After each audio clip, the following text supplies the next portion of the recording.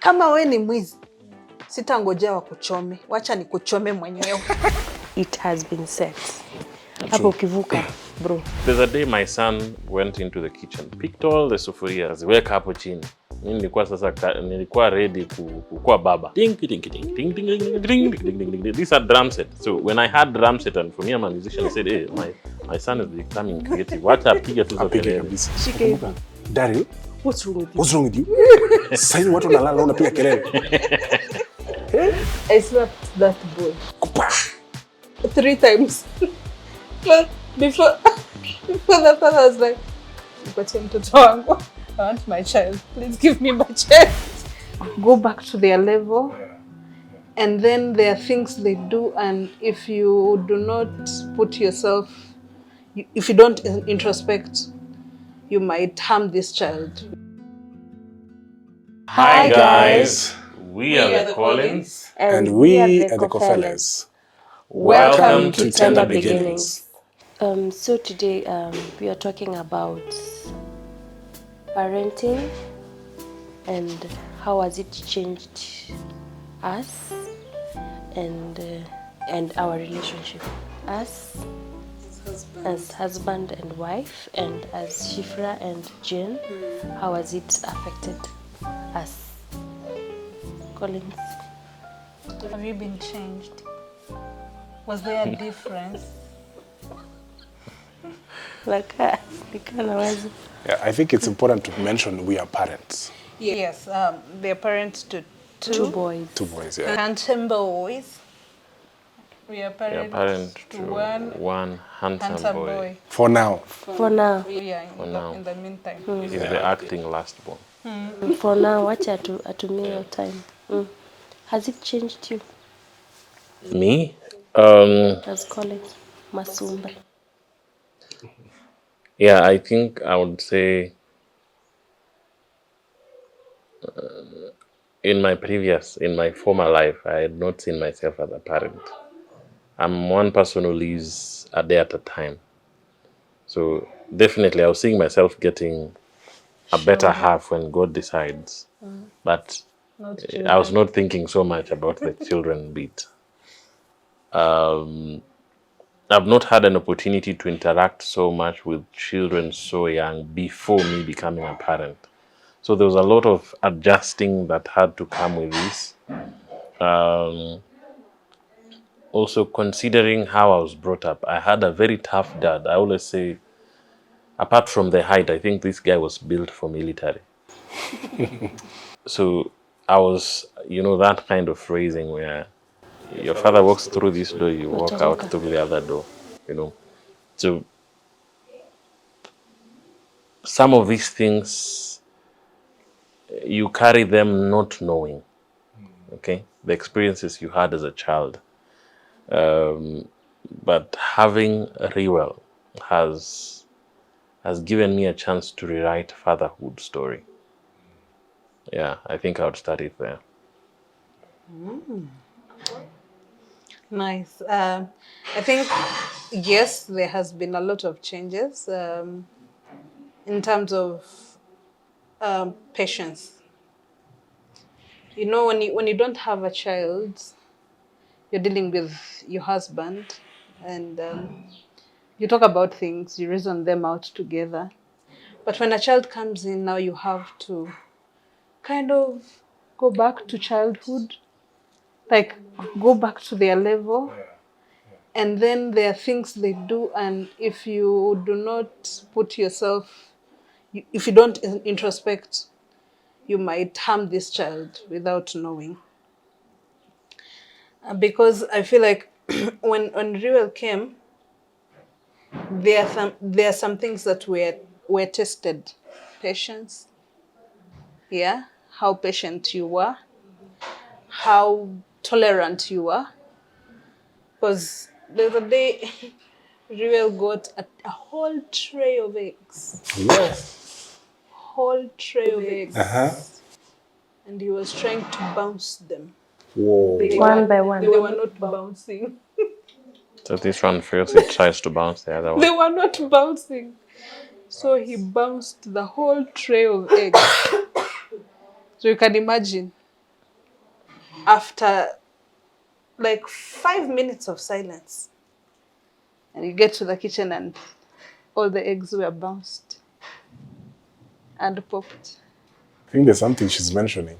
When there's some awkward silence in the house, When a child is silent, you're sure they're up to something. that's 100% sure they're doing something very, very wrong. And you know, the amazing thing was he had never been this naughty, for lack of a better word. He had never broken a plate, he had never broken a cup, even when he would use the glass ones.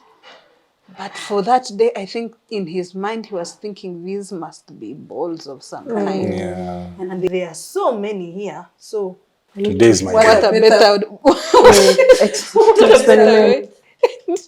than to break them. I felt like chewing him. I actually beat him up. And my husband is the one that came to his rescue. Uh-huh. And of course, I was angry. Disciplining, eh? Yeah, but that is one thing that I had to sit back and say, okay, why did he actually do this? And if he did it, was it because of curiosity? Or was it just because you see their minds are open minds. They want to learn and they learn by experimenting. So they need to be given that room to experiment and be curious and learn from the curiosity. And personally, I grew up where you're told no, to the extent that you don't ask. I didn't want that to be me. Yeah, I don't want that to be me. So I don't want my child to go through the amount of no's. However much you want to strike a balance and know when to be firm on something, but let the word no, don't do this, don't becomes too common that a child knows don't. And even when they are that little, they know how to reason. So they will ask you why. Mommy, why not? Because I think we've reached that point why has become the question. Why? Yeah. Don't be naked. Why? Don't touch that. Why? True. So you get to a point where it's like unapimwa. You're being measured. What can be done? What can you do? True. If I push you. What are your limits? Yes. Where can you take me? You know my rights. Sam, so how has parenthood changed you or affected your relationship? Yeah, I think I'm safer explaining from the affected perspective, eh? Because we are growing every day. I think parenthood has really tested my patience. Yes. Kwanza, as in from the very act of birth, you know, sleepless nights, hey, colic. Baba, kesho unafaa kuamka na kagimbo lini? Mtoto analia hapo. Then kuna ile point inafika, if you don't look at it objectively, you can be frustrated with the process. I've come to appreciate growth and to be patient with the boy. And that cuts across every other aspect of his growing. Because now I realize he's learning to live. He's never lived before. I've never been a parent before. So it's really a humbling experience. Also thinking at it from this perspective that huenda ikawa mnaweza kuwa na your wife na mkose kubarikiwa na mtoto. So I try as much as possible to cut him some slack pia. Yeah, I don't want to be too punitive to him. If something happens in school, he doesn't have that freedom to come and tell me, hey dad, this is what happened. I want him to be my friend, but I also want him to respect me. Yeah, so that's the much I can say for now. So patience is the key. Patience is the key. Mm-hmm. Yeah, mamake. Mamake, I came to know my time is not my time. I might say I'm getting out of this house by 9. It's not your time. Yeah. Yeah, mommy, it's okay, mom. Yeah. Mm-mm. So you can't leave the babies crying and you leave because you said utatoka 9. That's why I usually tell my husband. It depends with the babies. Wakiamka vizuri, tutatoka vizuri. Wakiamka vibaya, itabidi you calm them down and then you move. Yeah, so that's what I've learned. My time is not my time. Yeah. At that time, we had gone to Nairobi. Was it on a we had content gone, creation mission? Yeah. So we were to stay at, what is the name of that place? Ngara. Our friend's place. So we have finished the activities of the day. I think that was Saturday. Was it Saturday? I can't remember the day. So we finished the activities of the day. We are back into the house, and now we want to rest. That time Rewell was about 7 months. Yeah, Kedo 7 months. We've finished the activities of the day. We've come. We are tired. We are, and all through the day, of course, activities couldn't run as normal as the way it were before we had Rewell. Yeah. So a lot of attention seeking, whatnot, which we managed through the day. So now, and during that time, I think it was some of those seasons when Nairobi gets quite hot. Okay. Gets quite hot. So tumefika kwa room. I think I've gotten on the bed and I'm starting to relax a little. Then my wife anataka kulala hivi, mtoto ameanza kulia. Irritation. Yeah, irritation and Remember? whatnot. So my wife decides to first calm him down. What? Well, the normal way she normally calms the baby down. It's like the baby wants to calm down, and then now he bursts 4 times Yeah. louder. Kama ile moto ya Danieli. I put him in water. So ni kama hiyo siku Nilimwosha. alikuwa ametest patience ya my wife. I got a cold basin of water. At 7 months. 7 months. It's at night. That night. Yes. Kamweka ndani. Wewe. Akaoga. Na manduru. Akamaliza. After the bath, I felt like this, if it is heat, it will just dissipate. He's not keeping quiet. Where? I slapped that boy 3 times. But before the father was like, nipatie mtoto wangu. I want my child. Please give me my child. Ifika pale, I think my wife was patience imetestiwa to the limit. Yeah. Umesukuma kwa ukuta, unauliza how far can you go? Unaweza pita ndani ya ukuta. Naambia ni ukuta, hapana, kula hizi 3. Alikuwa amekasirika. That time she was not even speaking English anymore. Sasa ni mother tongue. Luganda nini? Ya kwanza nikaona maybe ni moja tu. Niliona imefika 2. Nipatie tu mtoto wangu jamani.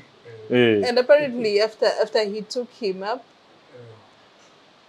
he calmed him down and he slept.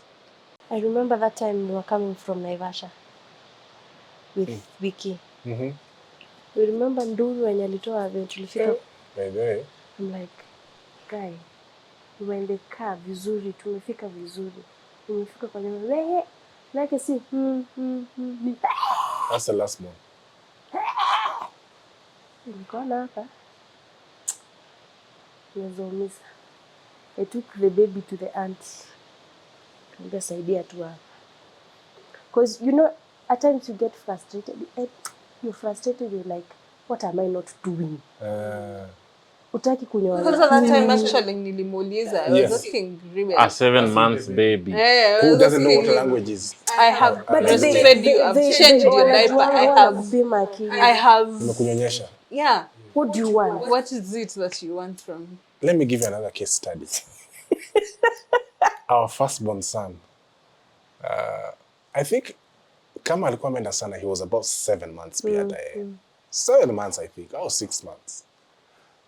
That time we had just come back from Egerton visiting our parents. The baby was fairly small, young, sorry.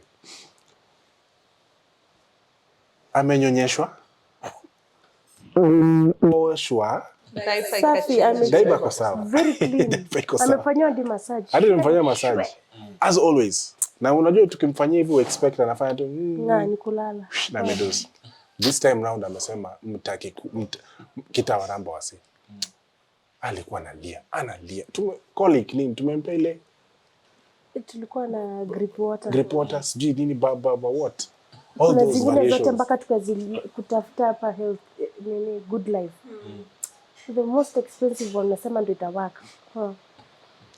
Mezunguka kwa kitanda hivi tukageuka hivi nikaambia mama yangu nipe huyo mtoto.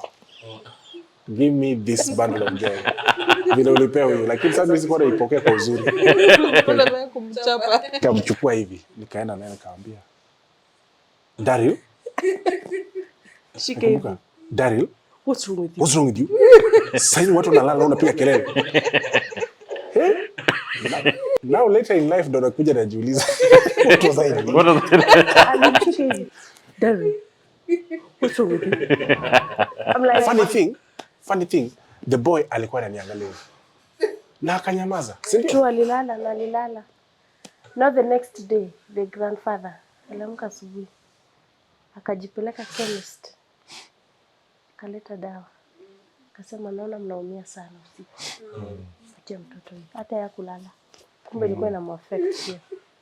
Unasikia mtoto Mpaka akapiga magoti anaomba Mungu saidia ni nini. And then I was feeling it's like invading someone's privacy. He needs his quiet moment. Umeleta kitu kinalialia hapo. You've never felt like that? You're like embarrassed. You know, that was exactly what I was feeling in that time, because where we were, it's not like this guy was staying with his family in there. So he's the person who was quiet time. Yeah. And then now you have this Kengora things in here. My mom called those babies who cry. She calls them kengora, like siren, yeah, kengora. Yeah. They're called it kengora. You were saying something. I think also God, in His unique fashion, finds a balance when He's putting people together. Of course, yeah. So that when one your tolerance of nonsense imefika mwisho, this other person could probably be able to withstand. For me, I've grown up knowing, no, I'm just told, no, don't, stop, no, don't. So even it reached a point, they never used to have to say no. Na vile tu nikiona my father ananiangalia najua hapa, this is bad. So that's the language for me I knew. So when I see my son wants to drop a cup, don't. When he is trying to do something, I'm seeing 99 ways this can go wrong. Stop. Then my wife told me, you see, if we keep on the no and stop and what, even the chance of him to develop some creativity may diminish. Yeah, because this is the time when they get to, like there's a day my son went into the kitchen, picked all the sufurias, and came now to the living room. Kaziweka hapo chini. Mimi nilikuwa ready kukua baba. Toa hizi vitu hapa nikutandika. So my wife tells me, leave him. And this was just after some concert. So then I see he has gone to pick the serving spoons. And I'm like, Daddy, this is a snare drum. This is a tom. Ding, ding, ding, ding, ding, ding, ding, ding, ding, ding, ding, ding. These are drum set. So when I had drum set, and for me, I'm a musician, I said, hey, my son is becoming creative. What a piga tu zo Apige kelele. kabisa. And I think I've learned from her to give that leeway where you are a parent, you know when to say no, when to stop a child, but also give room for Improvement. creativity. Leave room for somebody to learn. This is a person who has been living in water suku ndani haelewi hizi vitu, you know. They're meeting these things for the first time. Let them interact. They don't know fire is hot. Of course, it doesn't mean you'll allow them to get burnt, but you allow them to interact with their environment. Yeah. Yeah. Learn from it. Which brings me to a question I've been thinking. How do you wholesomely or holistically discipline a child in a way that also does not make them feel like they're unloved? Kuna kitu kama hiyo? Because hasira inaweza kupanda siku moja. Me, I remember when we were in Naivasha, I don't know Yanyi did what. Sijui nilikuwa na hasira gani, nikambeba. My mama akaniangalia like kaniambia, okay, you can punish, but ile mtoto atakuwa anaona mama yake anashtuka, you know. So it's like punish and like twist it to another thing, you know. Ama when they're doing those tantrums, unasikia wanaambia, did you know monster? Unaona monster ndio inakuangalia. Unasikia, they change the narrative. Now it's not in that direction. Yeah, you divert it. But even punishing, you're punishing it with hata kumbuka after. I don't know if you're With getting love. it. Certainly, hey, mami papa, you know, ile hata kumbuka hata kama alichapwa, yes, but he knows when I do this, it's not right. Yeah. I think for us it has been more of doing both, talking and caning. For us, we started talking to Ruben when he was very young, quite very young. How old is he now, by the way? 3 years. Oh. Yeah, he's getting to 4 in August. But by the time he was 1 year, at least he would be able to verbalize some words, and you would be able to converse with him with his little vocabulary. So from then we used to talk to him. If he does something wrong, you let him know. These are emotions I am talking about. Now you have made me angry.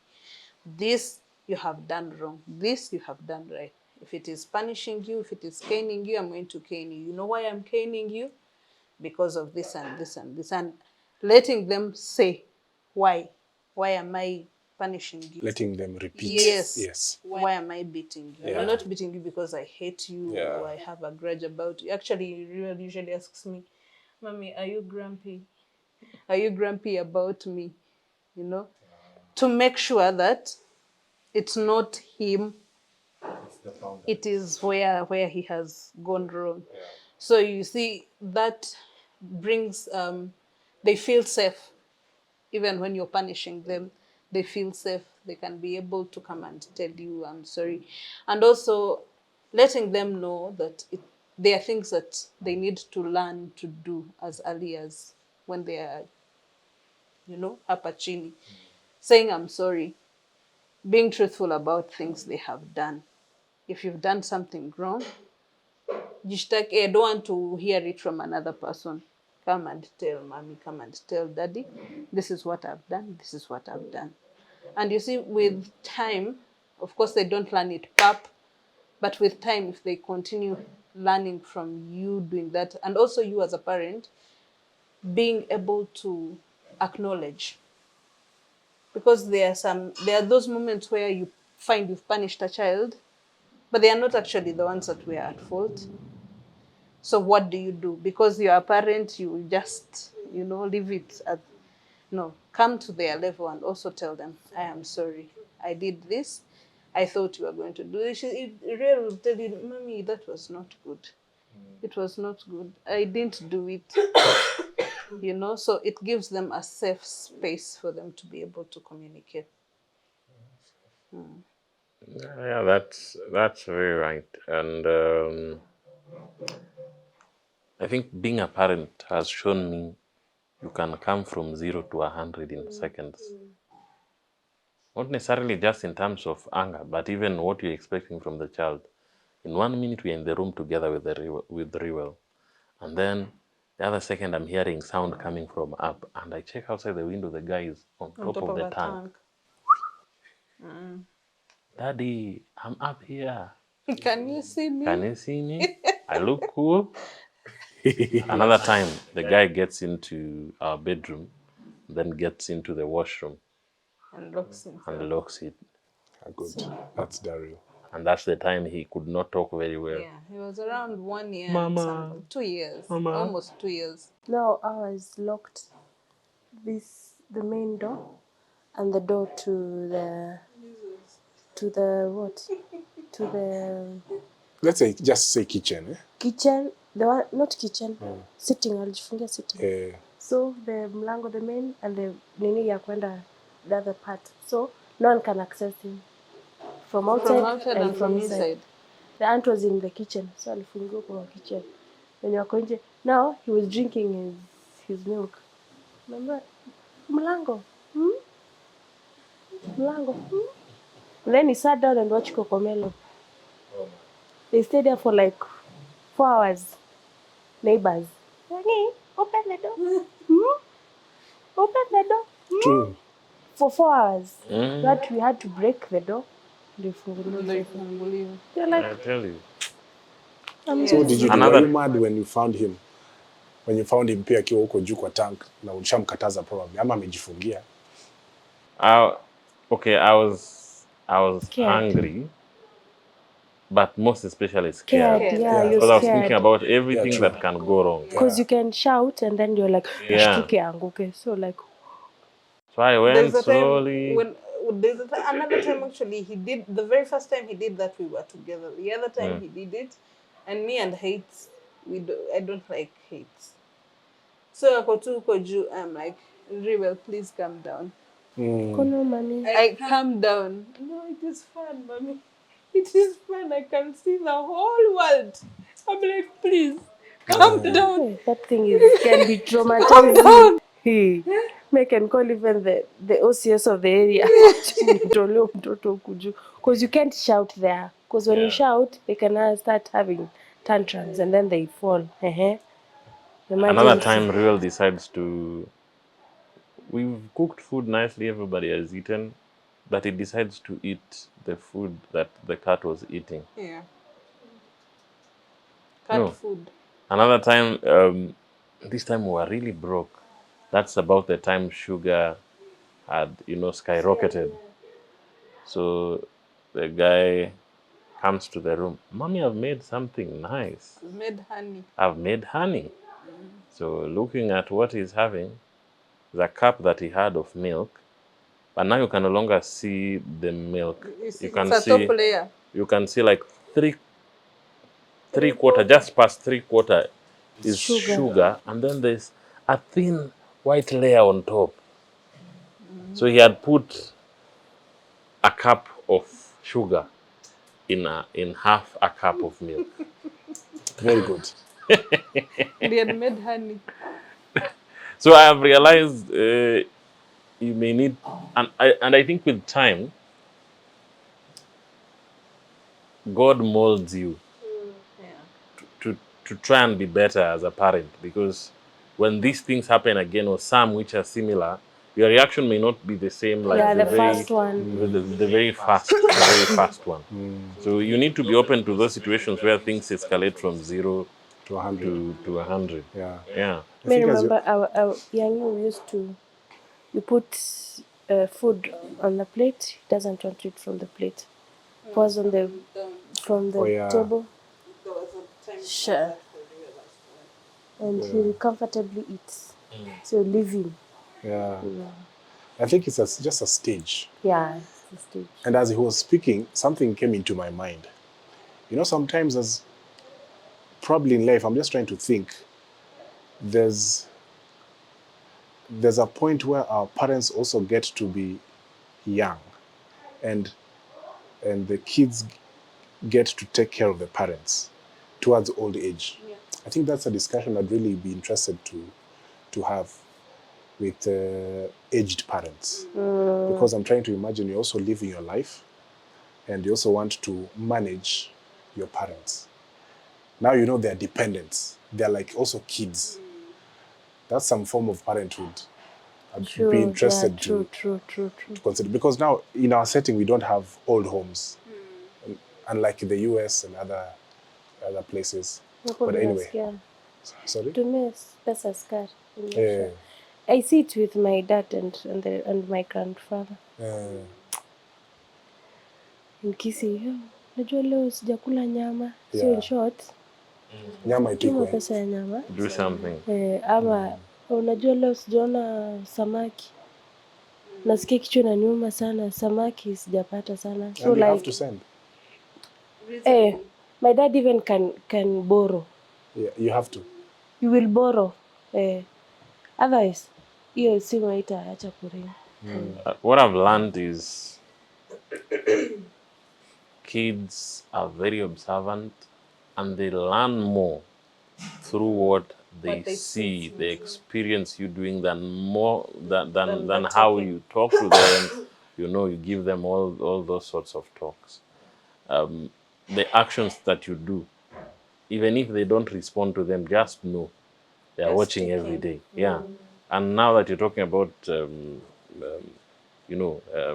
parents getting to a place where now the children are the one taking care of them. How you're dealing with your children now may very much affect your relationship with your parents. When now you're the one that's a dependent. That's why you hear stories of they come, but they only talk to their mother. Exactly. The mother visiting. Yeah, the mother visiting peke yake. Because you are being haunted by your military spirits of the past. Remove it. Release it. They will nikikushika. Hey, utaregret kwa nini ulikuwa kwa hiyo. I mean such like comments. But I really appreciate what you said something. It's good to balance between let me not say patriarchal per se, but tough parenthood and being liberal to some point. Yes. Because I remember there's a time I was in about class 5 ama nini. So every Friday it was a custom huko kwetu. Around class 4 ama 3 ama 5, somewhere in between, I don't remember very well. So these neighbors of ours were also churchmates. Alafu mtoto wao every Friday saa 8 kwao kuna piko mandazi. Nadipata. So katika pita zangu nikitoka shule nikipita hiyo masaa nasikia nini? Harufu. Unahisi harufu. Unasikia ama unahisi? Hiyo. Basi harufu inakupiga. So I used to strategically nikitoka chuo napitia hiyo route. Although next door kulikuwa na very vicious dogs. I don't know how nilikuwa na manage. But that's the route I would pass by. So my parents realized, umse anapenda kupitia kwa kina. Let me not say her name, but anyway, kwa kina so and so. And out of courtesy, they invite him in. Na anakula mandazi. Na nampatia kidogo ane nazo nyumbani. So when I go home, wananiona na mandazi wanauliza umetoa wapi? Ambia nimetoka kwa kina Masi wamenipea. So they got used to it. One time, I don't know what happened. While coming from school, sikupitia hiyo route. So I ended up using another route. Nikasema today is a Friday, kama kawaida, kama sherehe, mandazi. So home nimeharakishwa, fanya homeworks, do this and that, the obvious things. Nikamaliza, nikatoka. Kaanza kutembea tu nikienda. Macho inaangalia tu hivi. Kufika kwa barabara nikaona our help. Hiyo time our parents had a help. Ametoka nje akanishautia.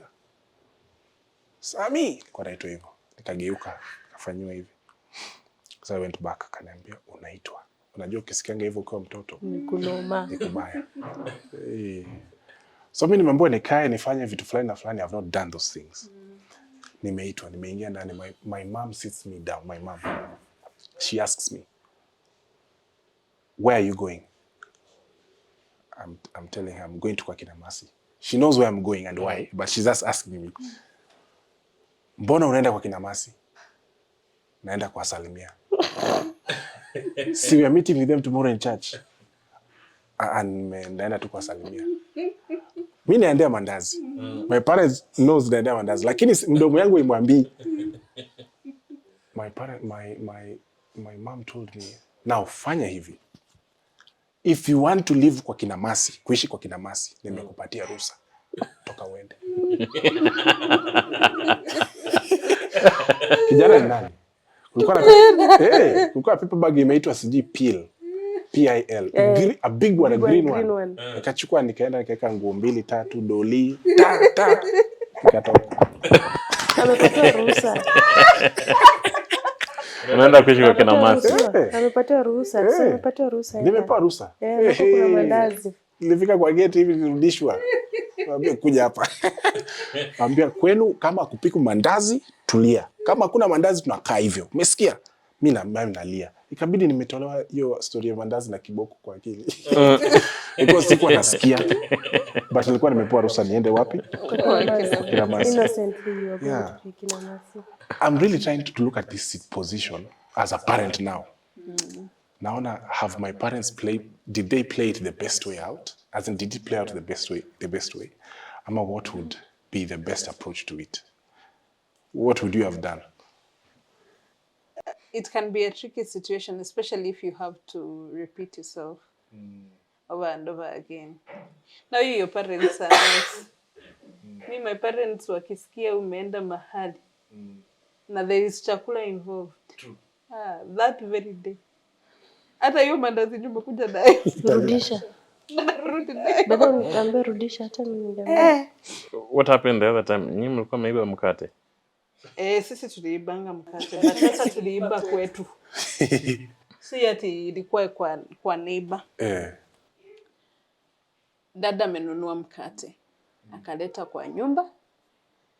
He brought the bread no, it was not that brought the bread. My uncle came visiting. So he comes with a package. A package of things. And the thing that is there is bread. How did you call that bread? Can I remember the bread? As in, the way you said it was a special bread. Yeah, it was some particular, it's like cake bread. Okay. I don't know how I would explain it. No, unasikianga ile yenye wanasemanga Uganda has good bread. That bread. That was the one. So that time, ameleta hiyo mkate, ameleta maziwa, ameleta vitu zingine. Our parents are not in. So ni mimi niko hapo. I was the eldest that time there. My 2 brothers. Now friends, we was living in an Adventist community, so it was children of other pastors, Any picky? No, me, I'm not a picky. Yeah, but my dad was working with the office of the church as an accountant. So, wameleta mkate, they brought the bread. I'm like, Dad is not here, Mom is not. They've not seen what they've brought. They don't know. They don't know. It's a gift. So you Tujimbulie. Situ niko na njaa. Nikaita marafiki. Twende kazi. Bash. We started on the bread. I gave my little brothers. They ate. You're very good. And then we also ate. Half of it? No, the whole bread, the whole loaf of bread. So when Mom comes back, she knows what they have brought. Me, I don't know she knows. So in the morning, she's like, by the way, Uncle David told me he brought bread. So you bring that one. It's what you pack for tomorrow to go to school. He came on a Sunday. This is Monday morning, very early in the morning, because my mother used to wake up very early in the morning to go for work. Nilitandikwa. Tandikwa tandi. Me a bread. So your uncle sold you out? So my uncle had told the sister, no, nilileta hapo mkate ina tumaziwa watoto wakule. Wakadimbu. Lakini sio anapata nini? Amepata nini? Amepata maziwa tu peke yake. Mkate hakuna. Okay, for me I couldn't punish. Lakini tulichapa. Oh, you won't, but there will be punishment in our home. Tulichapwa ile ya Okay, yes, hata mimi ningesua. Aliniuliza, wewe ni mwizi? Mimi sijazaa mwizi. That's a good one. I think I like that tactic. Wewe ni mwizi? I think kama wewe ni mwizi, sitangojea wakuchome. Wacha nikuchome mwenyewe. I've ever received that phrase. Bread. You've never? I've ever received that particular phrase. Me remember my mom gave me her handbag. We were in nitongo maombolezi. I was in class 2. Yeah, class 2. I think class 2, I don't know. Nikapatiwa kibeti nishikilie. Alikuwa anaenda kuimba hapo mbele. So when we were going home, I forgot the handbag there.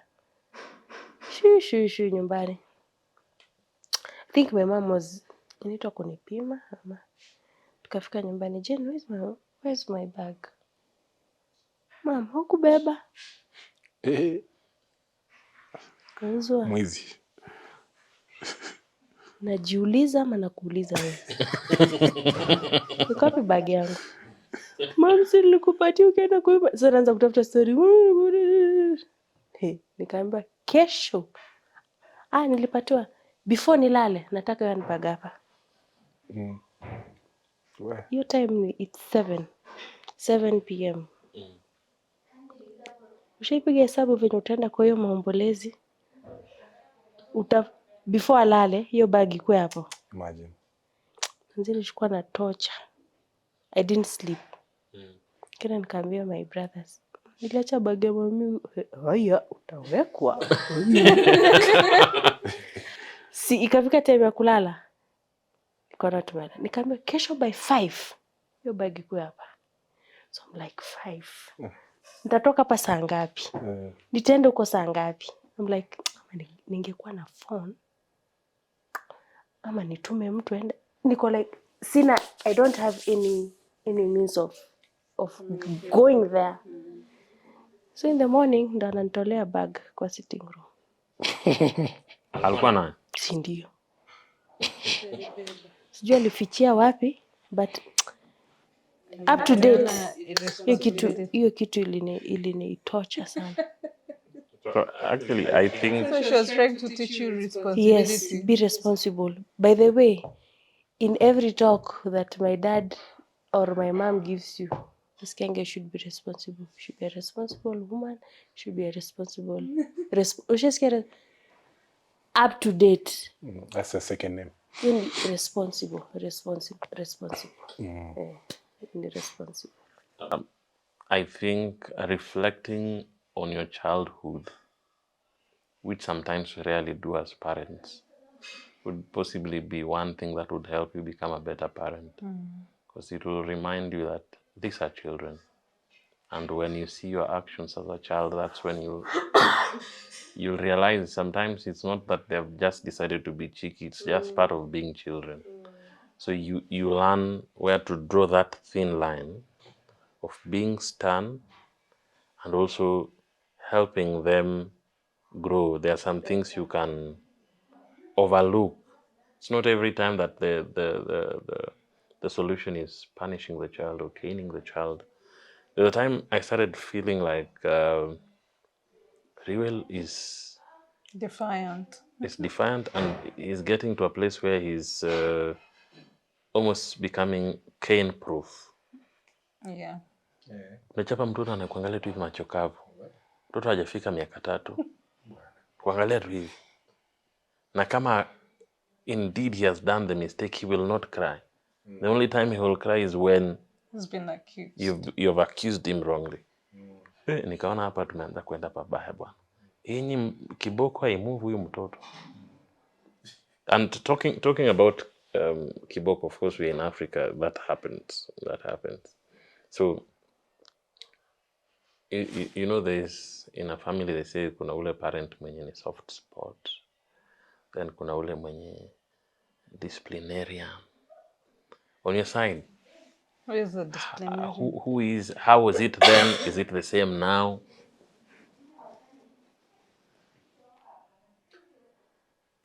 From the get-go, I told my wife, huyu mtoto ni baraka kwetu. Siku yenye ataanza kugeuka kuwa kitu ingine, sio baraka, atakutana na mimi vizuri. Sasa, kiboko is K. K is constant. Hiyo kama mimi nilipigwa na nimetana up hivi. Sijasema kuchapa kupigwa. Nakwambia my dad would be mad. I know he's a pastor.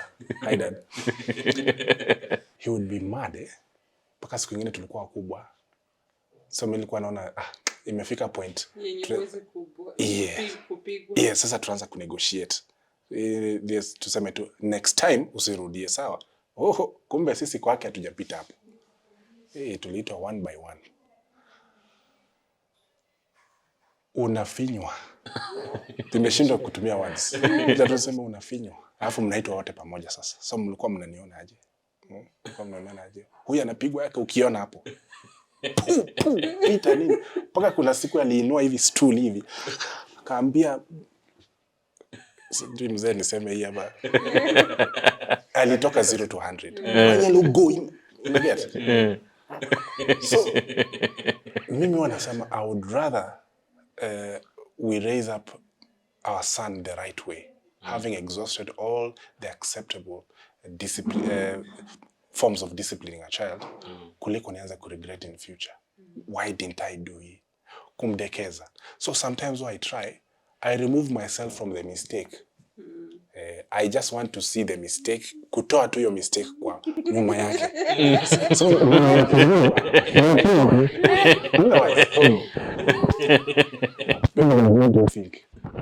kweli ama nimedanganya. Both partners in disciplining the boy. Discipline hapana. There's no solace eti daddy, mami papa. Namuza mami papa kwa nini? Anaanza kuhepa sasa, anaanza kutoroka. Unajua kwani huku when we speak one voice. Namwambia daddy papa atahepa. So when he knows if I do this, kuna consequences, atafanya. Hata utaona anaingia chini. Ataingia chini ya kitanda. Ataingia chini ya meza. Usikia amejificha huko ndio msimpate. Get. But I've come to realize when you speak in one voice. Did you know that okay, when you're just getting married, did you see yourself being the disciplinarian that you are now? Him, yes. Yeah. Mimi ndo nilikuwa bado didn't accept. But ameingia hiyo club na fujo. Naingia na hizi enhancements. Tune kidogo. Fine tuning. Yeah, she's so good. Nakutune kidogo tu alafu tutaongea baba. Unaona koroko melon pale? Ndio hiyo. Kidogo tu, akumbuke. Because there's one thing we told ourselves, he has to realize his mistake. Yes. Otherwise unaanza kumwambia mbona umefanya hivi, ni mjanja sana. Ata switch. Anaanza kumwambia maji, anasema maji. Mimi nataka maji. Mimi water. Drink. Cup. Wacha nikwambie that guy is very smart. Sharp. Hey. Akiona amefanya mistake. Mama ni ana mbumbumbu. Nene mbombo. Na wewe ulikuwa unaongelea story nyingine. Ama nakwambia mama ataka water. Hiyo ni when he has realized he's on the wrong. Mistake. Yeah.